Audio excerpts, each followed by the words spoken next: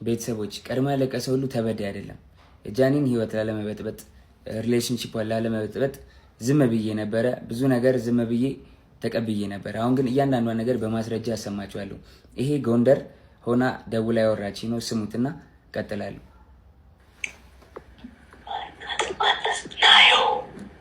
ናዮ አለች እያለች ነው። ራቁቷን ስለሆነች ቪዲዮ ላይ ቪዲዮን አላሳይም። በደምብ ስሙት። ቤቴ ነኝ።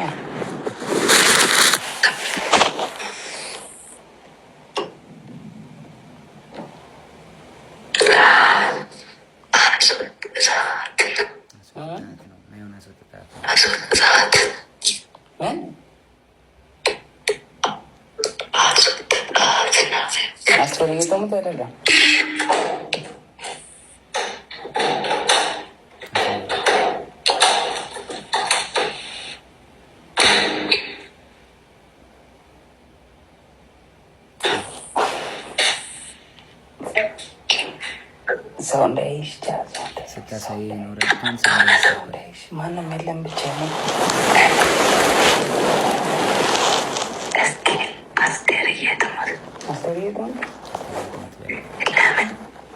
አሁን የገባሁት ሆስፒታል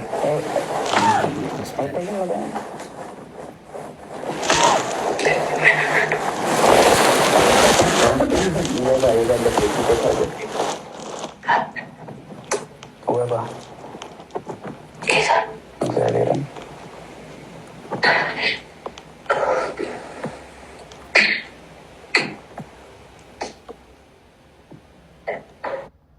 ስለረዘመ ቀጣዩን ፓርት ደግሞ ቀጣይ ቪዲዮ ላይ ያሳያችኋለሁ።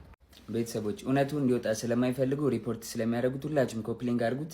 ጎንደር እንግዲህ ከፍቅረኛዋ ጋር ሆና ያወራችኝ ነው። ይሄ እሱ ሳሎን ሆኖ እሷ ሽንት ቤት ተደብቃ ይመጣል። እሱ መጨረሻ ላይ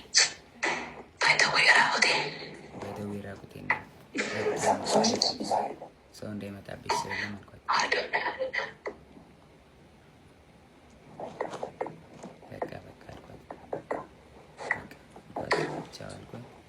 ዘጋሁት።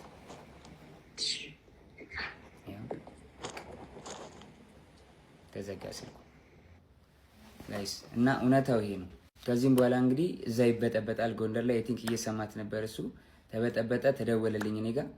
ከዛ በኋላ ኤልሻዴ ደውላ ጆ ለምን ደወልክ? እየደወለልኝ ነው አለች። ጃኒ አለች። እኔ አልደወልኩም ኤልሹዬ፣ ሁሉም ነገር ደግሞ ስልኬ ላይ ያለ ሪከርድ ማለ አሳይሻለሁ አልኳት። እሺ ይቅርታ አለችኝ ኤልሻዴ።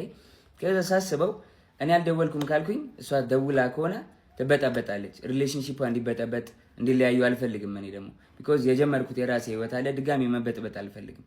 ልጅ አለኝ፣ አዲስ ህይወት አለኝ። እኔ ህይወቴ መቀጠል እፈልጋለሁ። የሰው ላይፍ መበጥበጥ አልፈልግም። ከዛ ደወለች።